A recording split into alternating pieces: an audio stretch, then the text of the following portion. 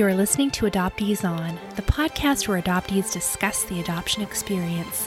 This is Season 3, Episode 9, Julian.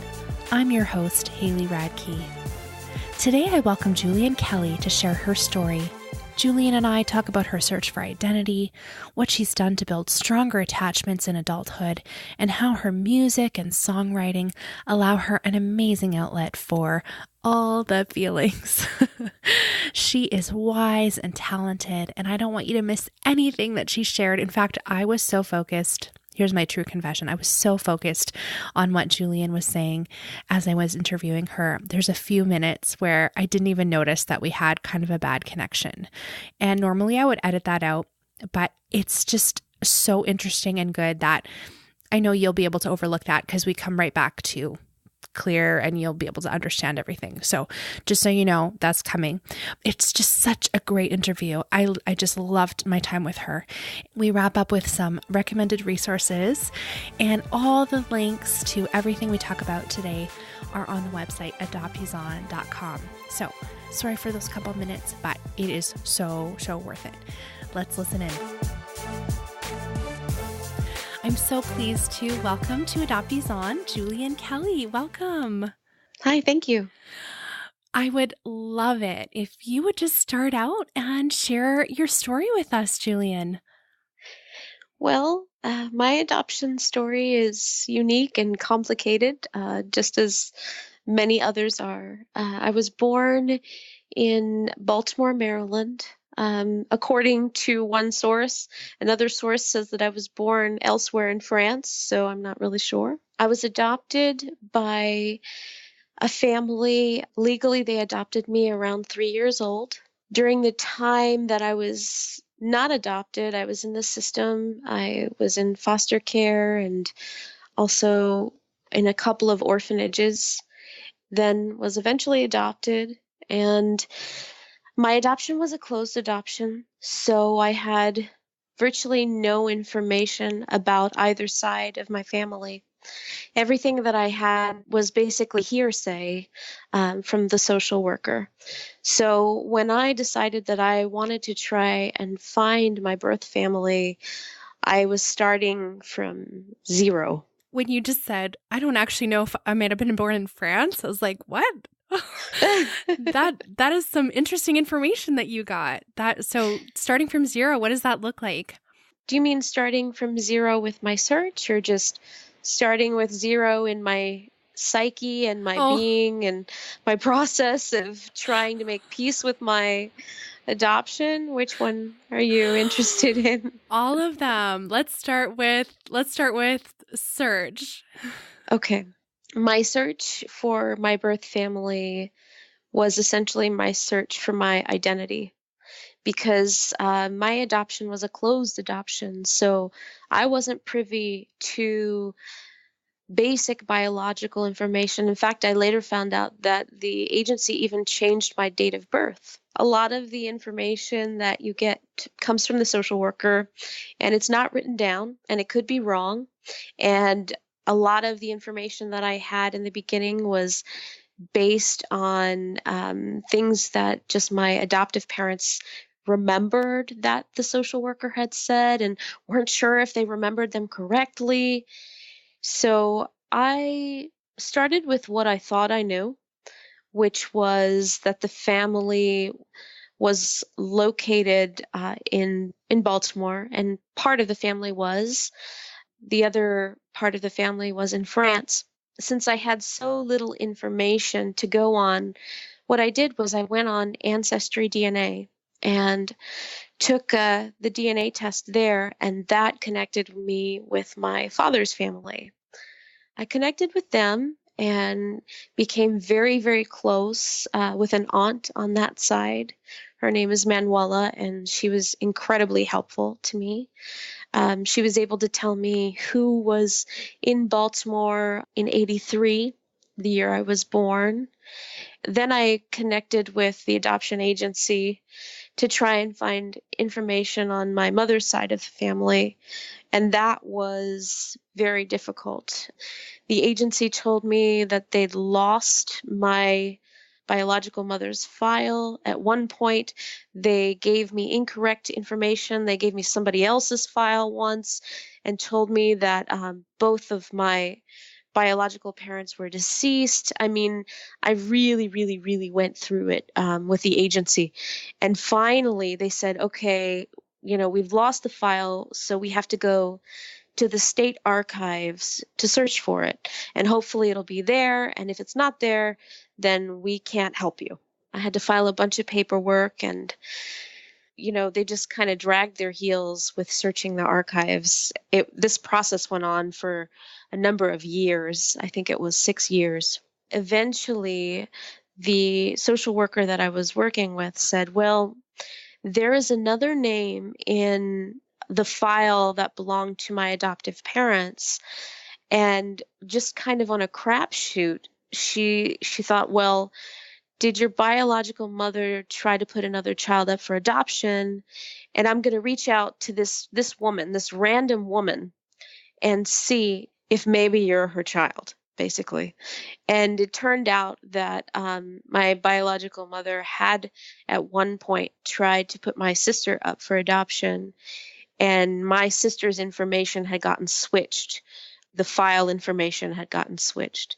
So we were able to connect that way. So it was very complicated and frustrating, and there were a lot of emotional ups and downs because I'd get these calls like, we found we found her. And then, a call would come a week later, which would say, I'm sorry, I was wrong. I had the wrong person. I'm still looking, but I was mistaken. That's not her. So I would have these moments of elation and feeling like I've finally found my family. And then there would be this horrible letdown that happened twice. The agency also was supposed to hold on to a letter for me that was allegedly written by my biological mother. And I was supposed to be able to pick that letter up when I was 18. I called the agency shortly thereafter, and they'd lost it. And after briefly speaking with my birth mother, she said she'd also left tapes, like little audio tapes with her voice on it for me, and none of that was kept for me. Nobody knows where any of it is. Oh my gosh. Yeah, it was rather complicated. That is one of the most wild stories I've heard for a domestic situation, domestic adoption. Yeah, it was really complicated, and I think that probably the agency, I think they felt pretty bad about the fact that they'd lost my paperwork, but also were trying to kind of cover their tracks and were worried about a possible lawsuit. So in many ways, I think the answer for them was to just kind of drag it on and drag it on and drag it on indefinitely.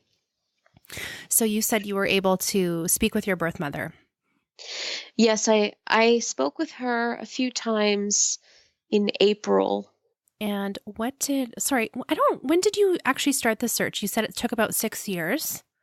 Well, the entire search took 2 decades. I'd actually started looking when I was 13. I started going online to chat rooms and also adoption websites and posting my information. At one point, I even put an ad in the newspaper, just doing everything that I could to find them.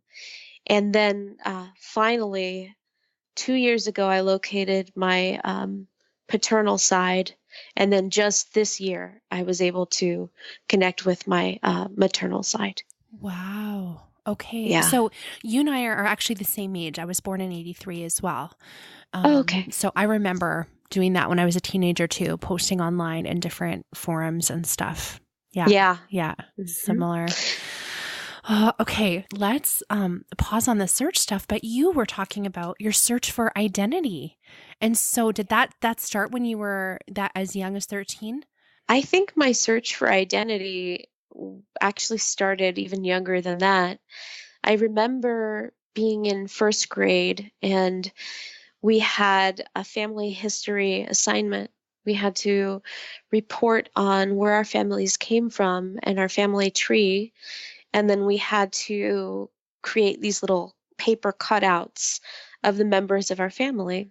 I remember sitting there feeling almost paralyzed with with this pair of scissors in my hand because I knew I was an adoptee, and I think that was the moment when I thought definitively in my mind I knew that the lineage that my adoptive parents came from was different from mine. And I had this deep desire to like represent myself authentically, but I didn't know how because I didn't have the information. So I just remember sitting there and feeling so frustrated because I had no story, like so many of my classmates eventually after, they finished cutting out their little paper people, they got up and they knew the stories of their families. They knew, oh, well, my family came from England and this is how our journey was and this is what our culture involves and these are the foods we eat and these are, like they knew all of that stuff. And for me, I knew only about my adoptive family's heritage, but not about my own. I was cognizant of the fact that their history was not my history. Even at that young age, I felt like a tremendous hunger to just know what my story was. I remember being frustrated because I went home and I talked to my dad and I was like, what do you know about my adoption? What do you know about about my biological parents? And he didn't know very much. And it was really frustrating for me. I remember feeling like, well, why don't you know? And then also at around the same time, it occurred to me, very young, first grade, occurred to me that I was essentially living and being raised by complete and total strangers. And it just sort of hit me like a brick wall. All of a sudden, like I felt tremendously alone in the world and isolated and just like, where is my tribe? Because all of my classmates, the people around me, they seem to have like such a deep interconnectedness with their families. And even at that young age, I realized there was something different in the way that my parents and I interacted and the way that I was attached to them or not attached to them, I should say, that was different from the experience of my peers. So you were adopted out of foster care and some orphanages. So you had, like, there was lots of breaks in your care Yeah. before you went to them. Do you think that had an impact as well? I do. I really do. And it's really interesting that you said that because my adoptive mom, she always talks about when I came home, the first time I came home, I'd slept in the car because I was emotionally exhausted. They said I screamed and screamed and cried, and it was obviously extremely traumatic for me to just be thrown into a new world with strangers that I didn't know.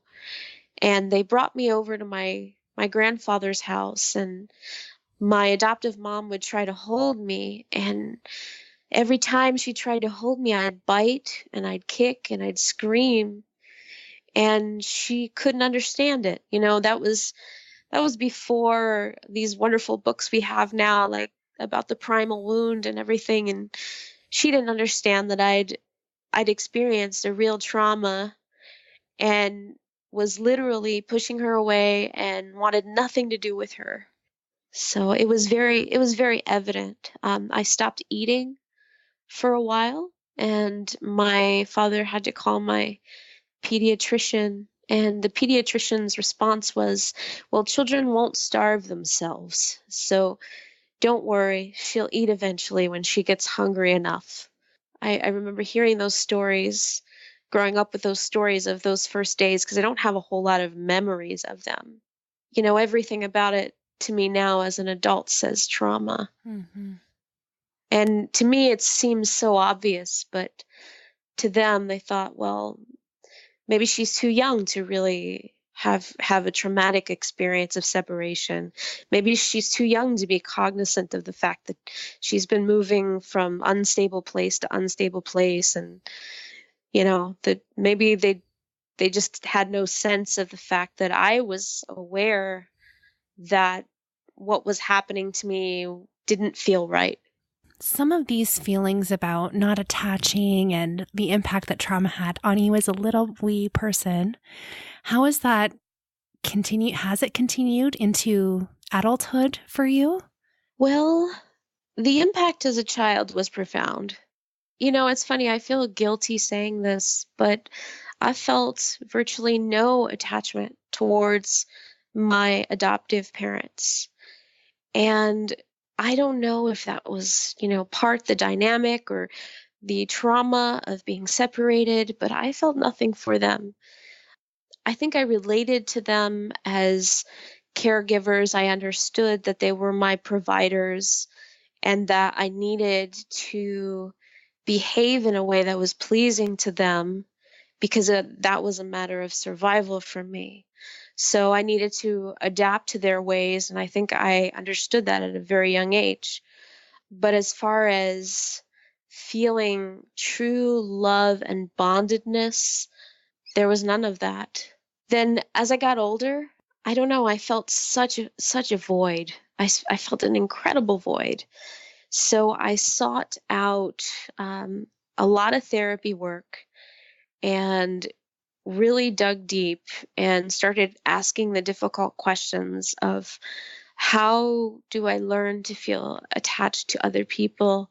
How do I let myself become securely attached to, to safe people in my life? And I did that work, and it was very, very challenging.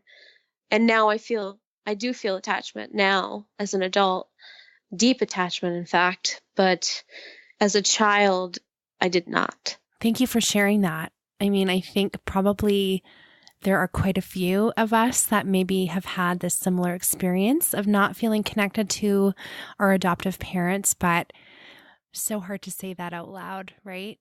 Yeah, it is. It's hard to say, but I feel like people need to know that it's, that this is just the reality of our experience as adoptees, and this is a biological thing. Even as a child, I experienced feelings of what's wrong with me? Why don't I feel attached, to my parents? Why don't I? Even that young, even in the first grade, it was really evident to me that the people around me, the kids around me, were far more bonded to their parents than I was. And I never really could shake the feeling that I was living with strangers. And for me, I always felt an element of distrust and anxiety and a sense of not fully feeling safe.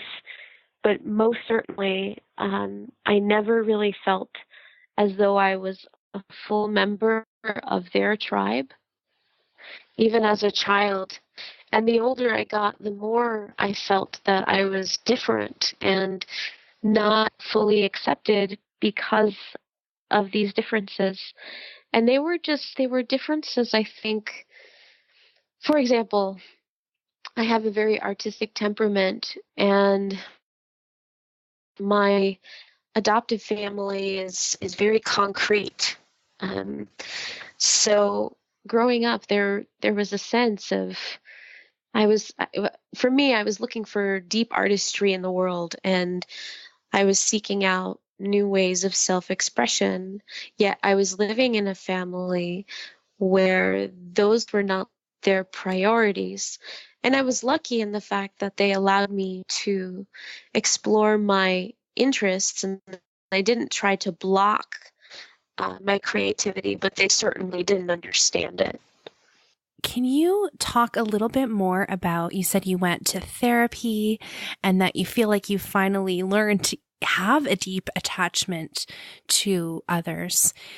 Could you talk a little bit about that, and what are some of the things you've learned or done to do that? Well, I think the number one thing, and this is going to probably sound a little bit controversial, but I was in a therapy relationship circa 2006, and it was it was a really traumatic relationship for me. But in the beginning, it was very healthy. And in the beginning of the relationship, the therapist that I was seeing sort of took on the role as took on the role of surrogate mother. And so in many ways she fulfilled the fantasy that I had hoped that my biological mother would be. And so I think it just opened something up in me, because for the first time I felt like I was somebody's child, even though it was a therapy relationship. In the beginning, I think that she in a sense reparented me. And so I went through these really infantile states in the therapy and kind of made my way through that into adulthood. And through that, I just through the experience of loving her deeply and feeling deeply loved, I I was able to acknowledge the fact that, hey, I can feel these feelings. I'm capable of it. And then it just sort of started to happen in other relationships. I realized that I had attachments, deep attachments to people, but I just wasn't even necessarily aware of it. Like, for instance, my grandmother, she and I were very, very close, but we didn't talk about our feelings, and there was it was like a muted closeness. It didn't look like what other people had with their grandmothers. So I guess on some level, I assumed that I was broken and I wasn't feeling things fully, but it was more learning to express and learning to allow myself to be vulnerable with others.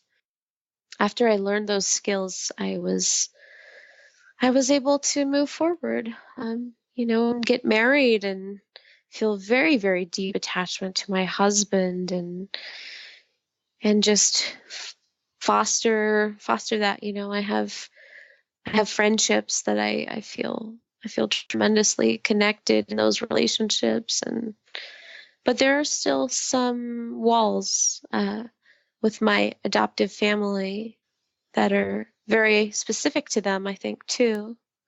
In part, I never felt fully accepted by them, and not just my adoptive parents, but it extended into other areas of the family. Like, I was very, very close to my maternal side, but my paternal side, just, I think they disliked me because of my racial composition, or what they assumed my racial composition was.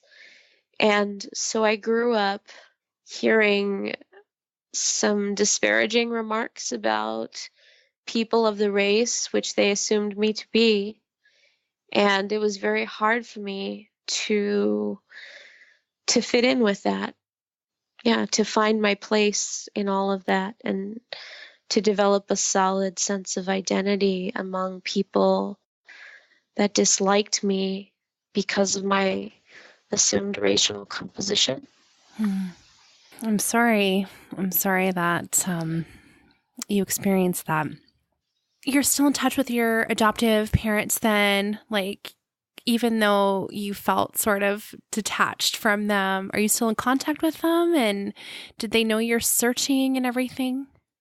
Yes, even though there have been so many growing pains with my adoptive parents, I'm very close to them.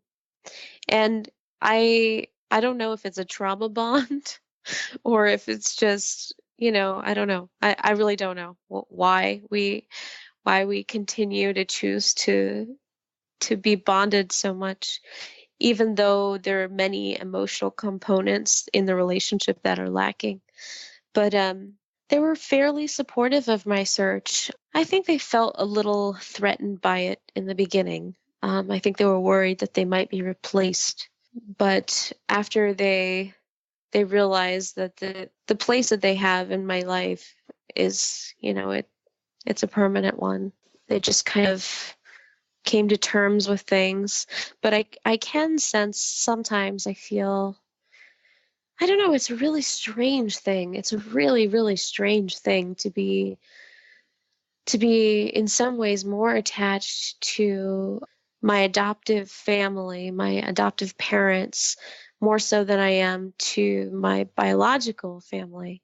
Because I'm in reunion now, and that has been incredibly complex. So it's changed my views in many ways. I feel like the adoption system is incredibly broken. There are so many more things that we could be doing to preserve families and to protect children that we're not doing just because of cost, just because of greed. And it's endlessly frustrating to me, that aspect of adoption. Yet at the same time, I have to acknowledge that after meeting one side of my family, I'm fairly confident that I would not have had a very good life on that end. And it's painful for me to actually acknowledge that, but there seems to be some very serious mental illness on one side.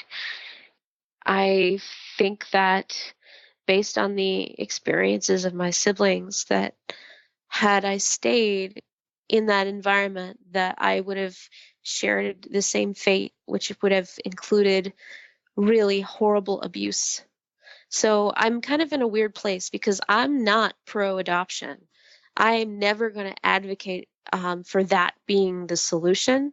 Yet at the same time, I have to acknowledge that had I stayed in that family, I think I would not have made it to adulthood. That's something that so many of us go through in reunion. What if, the what ifs, and yeah, wow. Yeah. I really appreciate you sharing about your story and all of these pieces.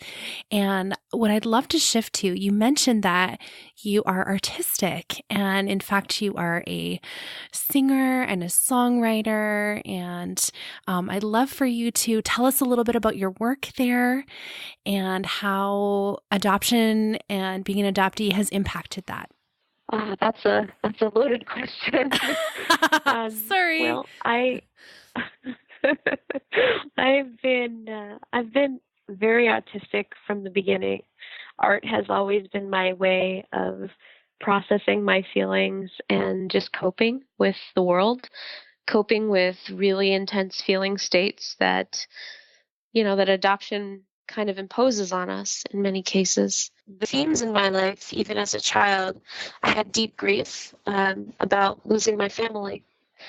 And it was grief that I couldn't really talk about with my adoptive parents because we weren't close enough for that. And I don't think they would have been open to it or would have understood even because they have no frame of reference for it.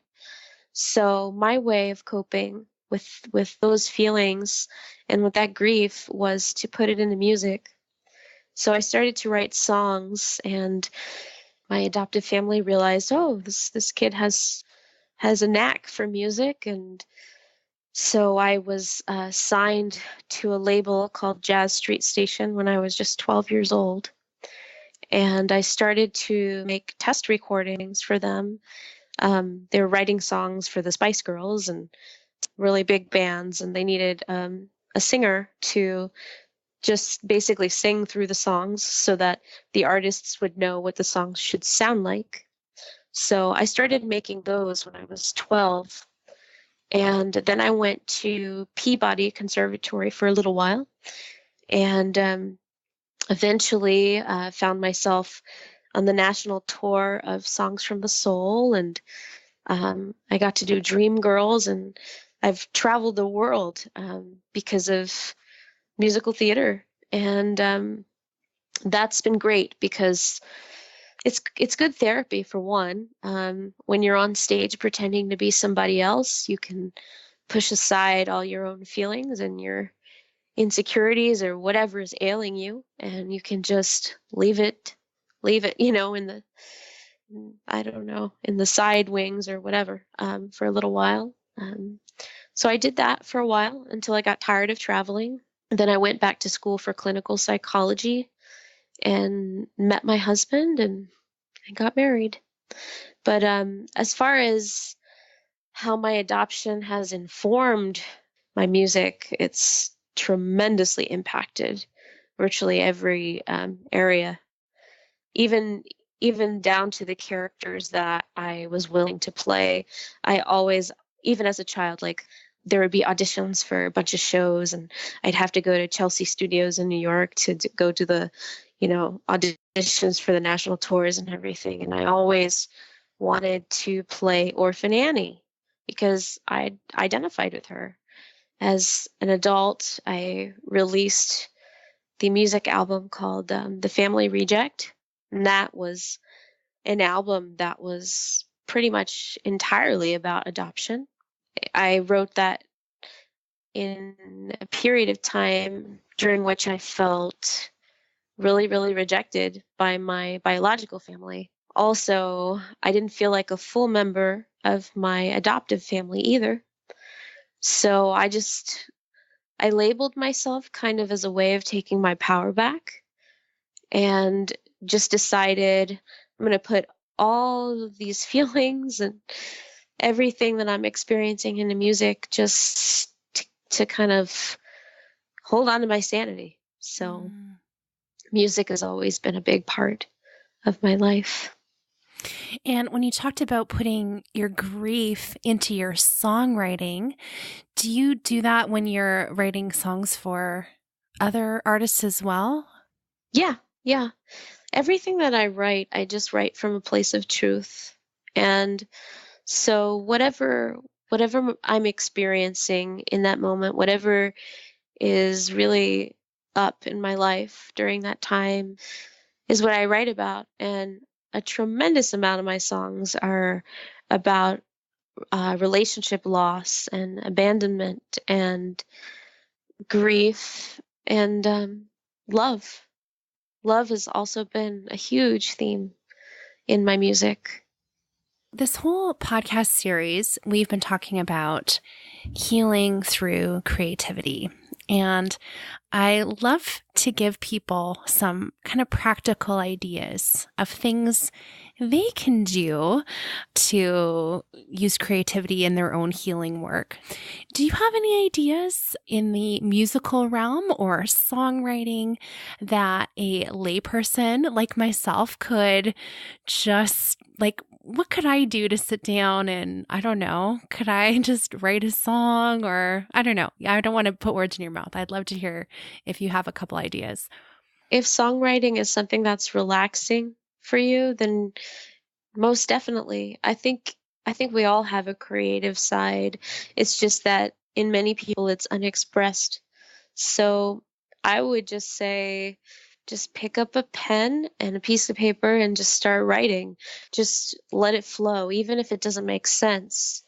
And then, eventually, if you feel the need to make something cohesive out of it, you can pull the little gems out of whatever comes out. And then what I do is I sit down at the piano and I almost feel like the music is writing itself when I do it, but I just channel my emotions. I just play what I'm feeling. Like, I don't know how to say it. It's almost like I let the music personify me for the space of time that I'm sitting at the piano. I become the music and it flows out of me, and that's how I do it. And I do that from a place of non-judgment. So I think that always helps. If you can, if you can be creative, but be creative in a way that it's a safe space for you, to not put a lot of judgments on your work and to just let it be whatever it is and really respect whatever you create just for what it is. I don't know if that helps, but It's totally helpful, and I really appreciate what you were saying about the non-judgment, because I've been talking to other artists that do visual artistry, and they're like, you're not painting to go in a gallery, like you're just painting for yourself. So similarly, this is a good example of that. when I write music, sometimes I think about that. Sometimes I think, how is this going to be received by the world, by the community, if I'm writing for another artist? Is this in line with their image? Those are things that go through my head, but for the most part, they're fleeting thoughts. And I always come back to a sense of, I have to write from a place of truth, and I have to express what's true for me. And it's something that I do for myself, really. And it always makes me happy to find out that my music has impacted other people in a positive way. I'm always happy to hear that. But at its core, it's just me really learning, in a sense, how to just be in the world, and just music is my place where I can just go and exist without judgment. Well, that sounds pretty good. I like that. Exist without judgment. Oh, sorry, I'm just like having this moment where I'm like, that sounds so peaceful and nice, and yeah, it's good. Well, sometimes it's pretty angry. Sometimes, Okay. sometimes, no, really. Sometimes, I'll have a bad day and I'll sit down at the piano and it's just vitriol, but it comes out and it's authentic. And then, it flows through, the music, I think, gives it a rhythm and it moves. So things don't really get stuck for me. When I put them to music, it's like whatever I'm feeling, when the song is done, it's done. It's done. And then I just move on to something else. Well, I love talking about this with you because, like, I love music, but I don't feel like I'm super musically inclined, but anyway, that's so cool. Interesting. Okay. Is there anything else that you want to talk about in this area? So in your album, like the family reject, or your songwriting, or anything else? I guess I feel like it's important to say that being adopted has definitely really, really impacted the way that I express myself. I think because I felt so pressured into being the person that my adoptive family wanted me to be, music was a place where I could go to be who I really was. And as adoptees, I think it's really important for us to just find that space where we can just be authentically us. So true. Okay, so before we go to recommended resources, I just wanted to give you an opportunity to just tell us, what do you wish that most people knew about adoption? And, before we started recording, you mentioned that, we've had a lot of adoptee suicides lately, even the deaths of some young adoptees. Can you talk about that a little bit? And again, what do you wish most people knew about adoption that they don't? First and foremost, I wish that most people understood that adoption is not something that should be taken lightly. I'm sure you've heard this before because so many people say it in the adoption community, but it's really true that, for a child to be placed for adoption, that means there was a loss.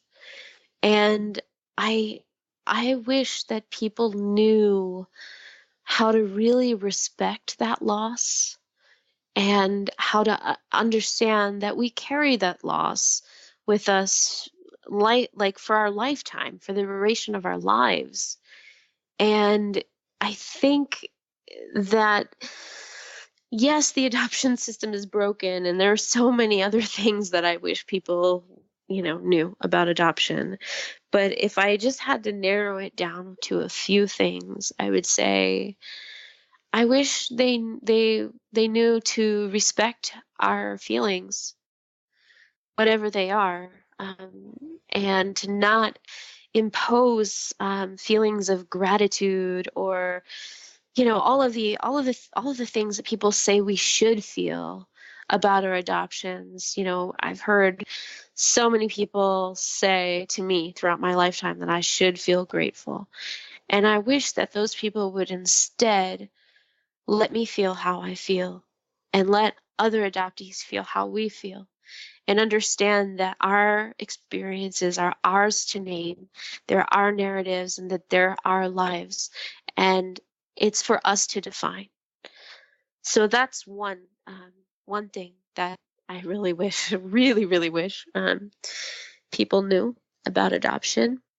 And the other thing, I wish that our community could find a way to accept that we all have these really complex stories and experiences, and all of our opinions are unique to our experiences, and they're so nuanced. But as adoptees, it's so important for us to come together and to support one another so that we can make certain that some of the really terrible things that happen to us don't happen to what may be the next generation of adoptees. So I feel that it's important for us as adoptees, whenever we can, to put our differences, the small differences aside, and to come together for the common good, so that we can really, really, really create a lasting legacy, and change the face of adoption as it stands today, because so much damage is happening. There are so many adoptee suicides. There's so many children that are being, killed by their adopters. And we know adoption better than anyone. Yeah, those are the two things that I really would say are most important. There's a lot of divisiveness I see in our community a lot, and it's really heartbreaking, because I think that if we could all agree on not everything, but just a few things, we would be strong enough together to enact the changes that we need to protect our future. Earlier, you were talking about the importance of family preservation, and Mm-hmm. I agree with all of those things that you just said. And the more we can work together for family preservation, I think we can change things too. So, yeah, I think we're on the same page. Yes. Yeah. Family preservation is so understated in our society in general. It's almost like a concept that so few people, I think, are even aware of as an option. And I feel like as adoptees, for sure, that should be number one, on our agenda. But I know there's a lot of things that we don't agree on with IVF, and there's just so many opinions. But I think it's really important for us to all find a way to come together. Mm-hmm. Definitely. Well, thank you for that. Such wise words. Mm-hmm. I'd love to do our recommended resources now. And so I want to recommend that that you go and listen to Julian's music, the Family Reject, and she's got some other albums. And they're on iTunes. I've been listening to them on Spotify, the Family Reject. So my boys have been listening too. And I also noticed they're 3 and 5. So they love music too. Oh. So yes. I also hadn't mentioned this yet, but you have a documentary, and I was watching it on YouTube, Almost Family, a true adoption story. Do you want to talk a little bit about that? I felt like it was important to document my experience, and the more I sought my birth family and ran into obstacles and met with other adoptees, the more I discovered that there are so many things that are broken in the adoption world. And the documentary was just my way of, it's going to sound strange, but almost eulogizing myself and my experience. I felt like I was doing something important when I was searching for my family and my identity. And I know that there are many adoptees out there that may never find their families. And I wanted also non-adopted persons to see the impact, to see what it looks like for an adoptee who is trying to put the pieces back together. So it's just basically the story of my life. In the documentary, I mentioned my best friend of 23 years was also an adoptee, and she committed suicide. And filming that documentary, I think, was also in part my way of making sense of that. I think it could be helpful for other adoptees who have similar experiences, or just wanna take a peek at what somebody else has been through with adoption. Well, it is really interesting to hear your story, and as you say, you weave some other stories like your best friend, and it gives us more language and more words to describe our experiences. You know, so many of us, our trauma is pre-verbal, and we just don't have words. So any of these things, like the podcast, your documentary, your album, that's specifically adoption related. I mean, all of those things just help give us language to talk about adoption, especially with other people who have no idea what we're talking about. Yeah. So, okay. So good. So good. Please, what do you want to recommend to us? The adoptee that I would really recommend is Dominique Crenn. She is an amazing chef. She, in 2016, she won the Best Female Chef in the World award. She's been nominated for James Beard, and she is the only female chef in the U.S. with 2 Michelin stars. And she has an amazing restaurant in San Francisco called Atelier Crenn. And her story is incredible.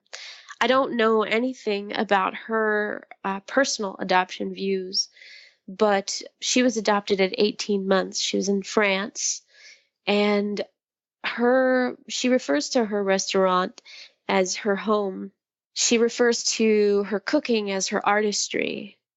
And for me, just kind of witnessing as an outsider some of her work, it just seems like it's so deeply informed by the complexities of family that she experienced due to being an adoptee.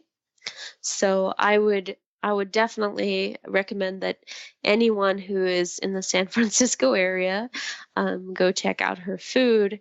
But if you can't do that, she is on season 2 of Chef's Table on Netflix, and she's also on Facebook. I would recommend just checking out her way of expressing her complexities and her feelings with food. That sounds amazing.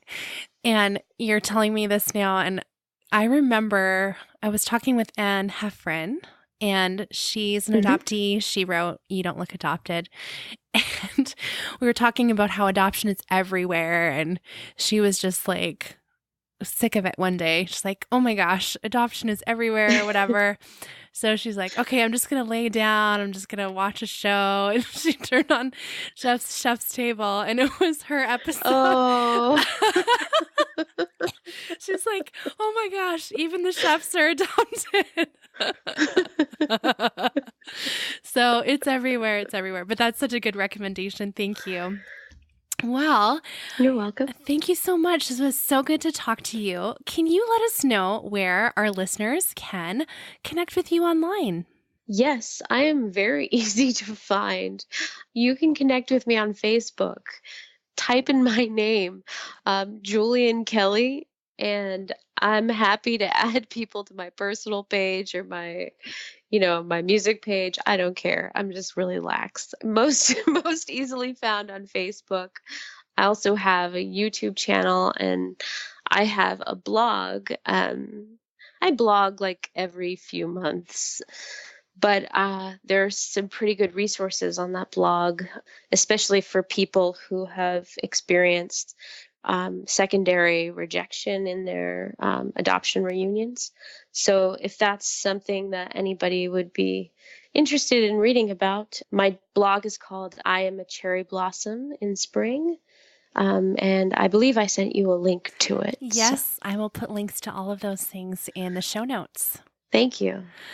Thank you so much. It's been just so delightful talking with you. And, we have different stories, but of course I feel some parallels with you as well. So thank you. Thank you for having me.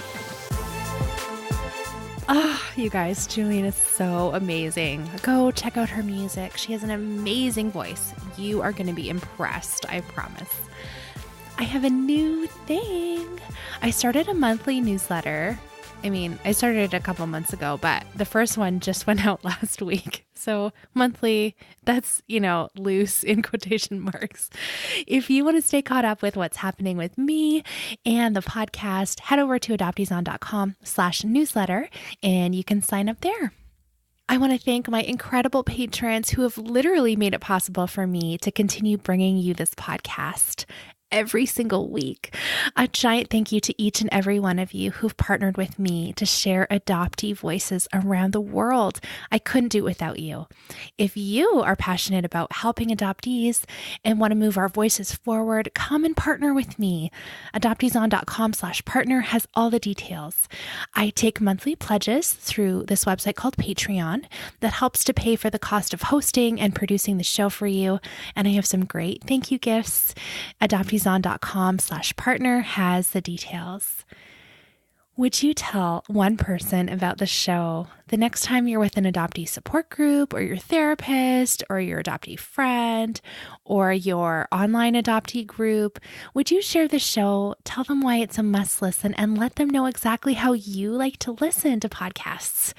Do you listen when you're commuting, when you're working out, when you're walking your dog, washing the dishes?